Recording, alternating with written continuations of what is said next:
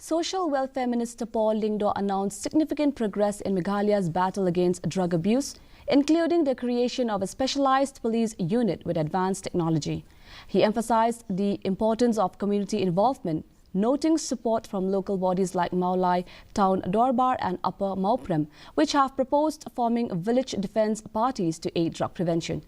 Despite challenges as a transit state for drug trafficking, particularly from Myanmar, Lyngdoh expressed optimism. The dream mission, with a Rs 50 crore budget, remains committed to effectively combating drug abuse. It is for the first time since the creation of Meghalaya that we now have a dedicated police team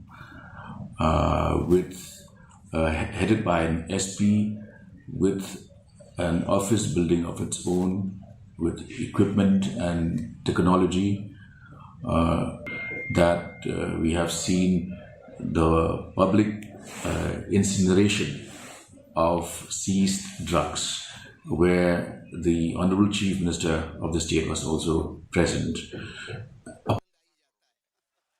Meghalaya Chief Secretary D.P.